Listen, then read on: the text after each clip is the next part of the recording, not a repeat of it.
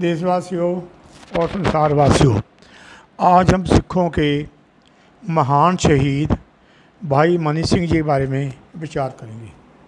भाई मनी सिंह 10 मार्च सन 1644 को गांव अलीपुर, ज़िला मुजफ्फरगढ़, जो आजकल पाकिस्तान में है, पिता साईं माईदास और माता मदरी के यहाँ हुआ।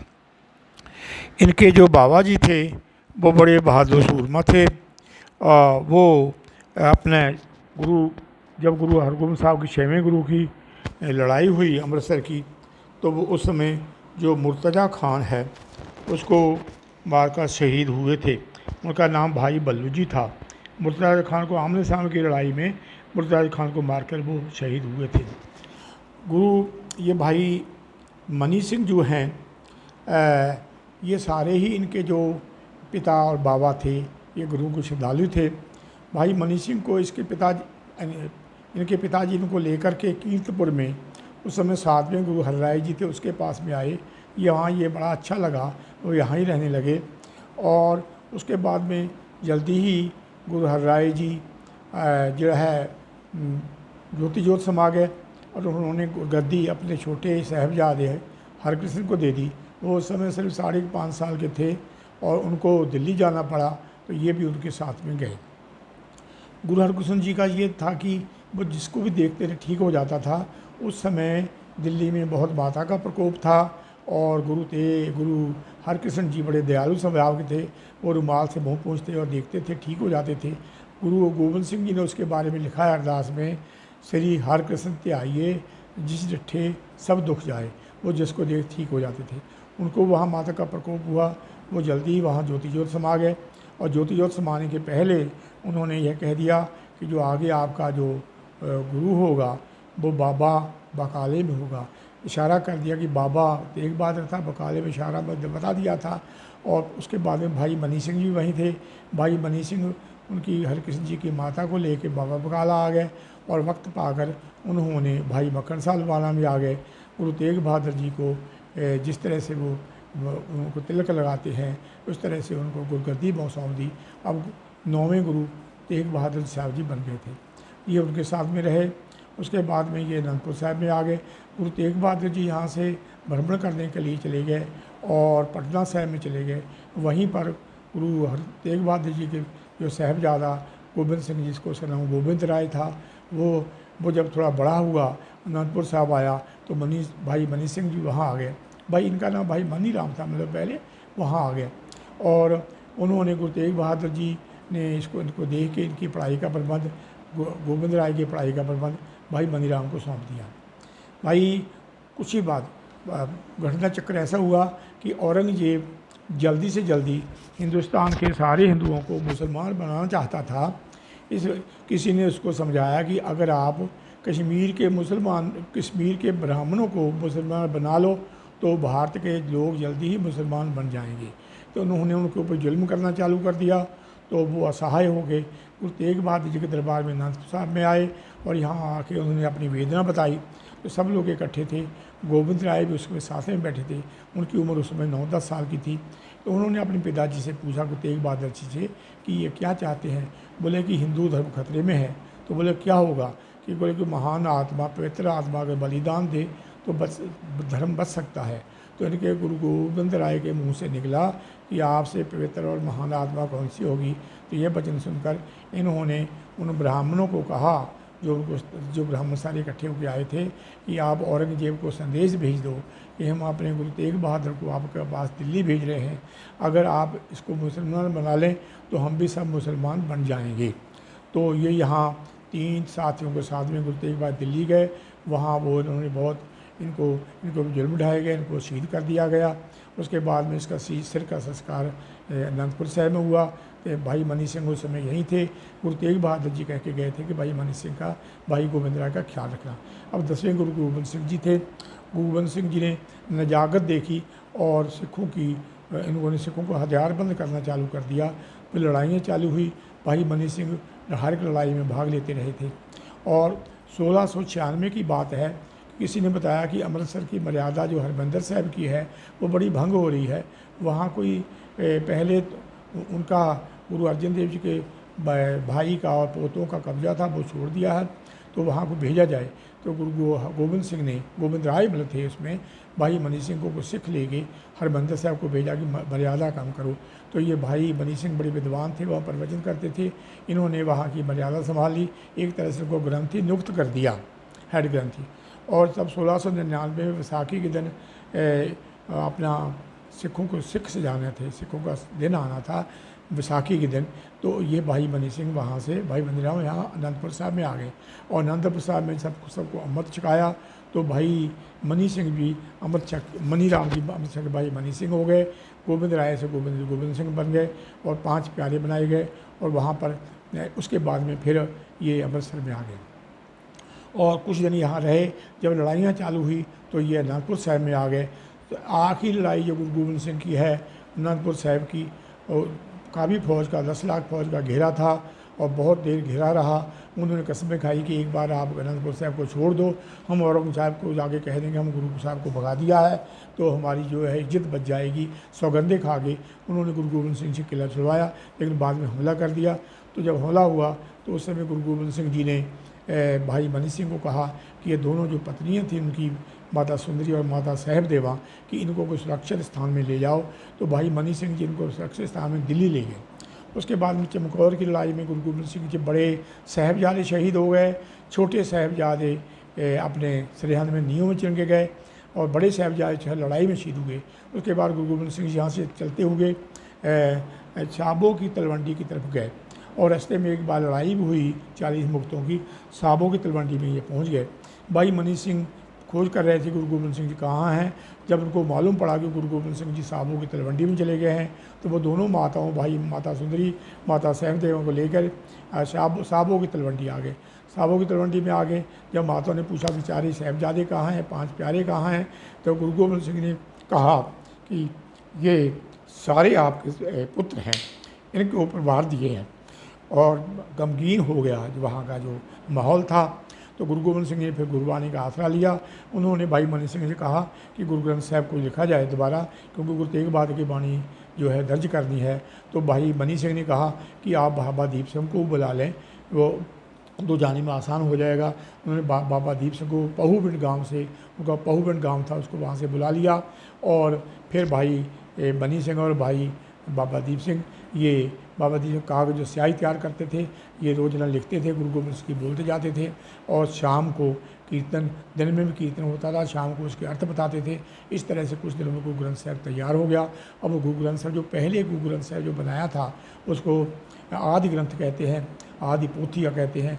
वो गुरु अर्जन देव जी ने, अब उससे बड़ा था कि उस समय जो 35 लिखने वाले थे, अब 36 हो गए। उसमें 30 राग थे, अब इसमें 31 राग हो गए और इसके पन्ने 14 से ज़्यादा हो गया। गुरु गोविंद सिंह जी ने कहा कि 4 उतारे और करो, उसके 3-4 उतारे और किए गए। उन सारों के ऊपर गुरु गोविंद सिंह जी ने हस्ताक्षर किए और एक भाई मनी सिंह को कह दे के कहा कि जाओ आप अमृतसर में सेवा संभाल करो, और एक यहाँ भाई बाबा दीप सिंह के यहाँ छोड़ गए और एक वो अपने जो गुरु ग्रंथ साहब अपने साथ में ले गए। नांदेड़ में जाके गुरु गोविंद सिंह जी जब शरीर छोड़ा है तो उस समय गुरुगद्दी ग्रंथ साहब को दी है, वो वहाँ पर है। लेकिन गुरु गोविंद सिंह जी ने अपने ज्योति ज्योत समाने के पहले बंदा सिंह बहादुर जो वहाँ नांदेड़ में रहता था, जो माधो दास उसका नाम था और बड़ा दलेर था, राजपूत था, उसको उन्होंने सब कुछ बताया कि हाल कैसे हैं। तो उनको उन्होंने सिख सजा के पंजाब की तरफ भेजा, हुक्मनामे दिए और वो आके उन्होंने सरहंद को, समाना को, सढौरे को फतह किया और उसने जो है अपना डंका बजाया।